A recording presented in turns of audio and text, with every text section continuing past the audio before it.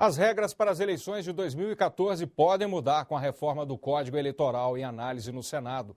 Mas uma mudança já foi decidida em outra lei aprovada pelo Congresso. É a volta da impressão do voto, uma medida que despertou polêmica. A polêmica da próxima eleição já foi anunciada. Em 2014, a impressão do voto deve voltar. A decisão do Congresso retoma a experiência realizada nas eleições municipais de 1996 e na eleição geral de 2002. Quem coordenou o processo à época é contra a impressão. O único aparelho mecânico na urna eletrônica é a impressora e é sujeito a dar mais defeito. Então o índice de defeito aumenta e pode também, não tendo urna de contingência suficiente para substituir, pode aumentar também a passagem para o voto manual, que ninguém quer, você evita. O coordenador do processo eleitoral de hoje teme os questionamentos jurídicos que podem surgir. Eu, com toda franqueza, entendo que isso foi um retrocesso, porque os nossos técnicos do TSE demonstraram que toda vez que se faz a gravação do voto colocado na urna, esse voto é identificado por um número. E, portanto, teoricamente, o sigilo que a Constituição estabelece para o voto pode ser quebrado. E, portanto, eu acredito que essa é uma medida que poderá ser, inclusive, questionada quanto à sua constitucionalidade. Quem defende a volta da impressão argumenta que esta é a única forma de o cidadão comum fiscalizar o voto. Na minha opinião, não é um retrocesso, como alguns têm afirmado por aí. Um retrocesso de voltar para o voto em papel. Na verdade, não é isso. A gente vê como mais um dispositivo de auditoria. Apenas mais um dispositivo de auditoria e que torna essa auditoria, inclusive, mais barata. Aquele custo reduzido. Nós estamos, há 15 anos, fixados no mesmo modelo de votação eletrônica que o mundo inteiro já abandonou, sistemas de primeira geração, puramente eletrônicos, que não permitem recontagem a partir de um registro material do voto. Outro debate gira em torno da reforma do Código Eleitoral. Promulgado em 1965, época da ditadura, ele se transformou numa colcha de retalhos. Com isso, o TSE ganhou papel de destaque. A função de gerenciar o processo eleitoral é tão importante quanto a função de julgar os incidentes.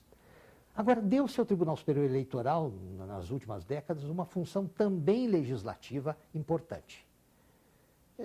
O tribunal não reivindicou isso, mas o Congresso quis, em vários momentos, que parte das normas ficasse por conta da elaboração do Tribunal Superior Eleitoral. Embora tendo delegado parte do conjunto de normas ao Tribunal Superior Eleitoral, o Congresso continua legislando.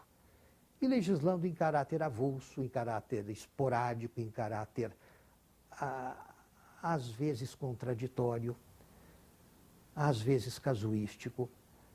O resultado dessa combinação entre os produtos normativos avulsos do Congresso e os produtos normativos avulsos do TSE é uma situação que hoje me parece patológica. Cada eleição no Brasil tem suas próprias leis.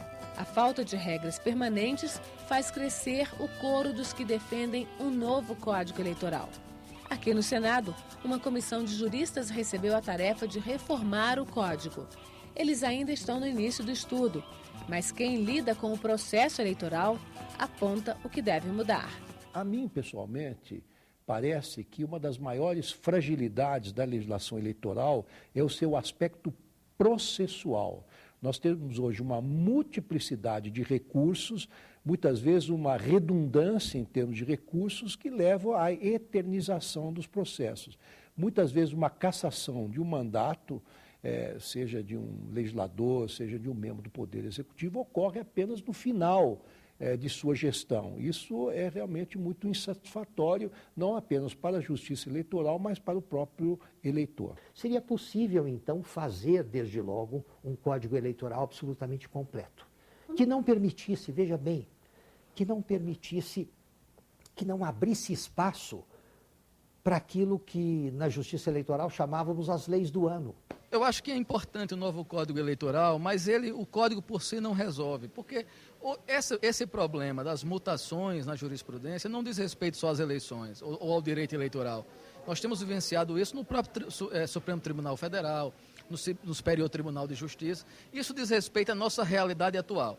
A gente precisa compreender que não são as leis que vão fazer a nossa democracia madura. É o exercício do voto, da cidadania. Quem faz democracia é o povo, não são as leis. A lei é um pedaço de papel apenas. É difícil imaginar que se tenha um processo eleitoral, digamos, estático, no sentido de que não sofra modificação. É natural e é conveniente que ele venha sendo aprimorado a cada pleito. Mas é preciso, claro, que isso seja contrabalançado com uma estabilidade que deixe, digamos, os candidatos e, enfim, todo o país mais tranquilo a respeito das regras do jogo.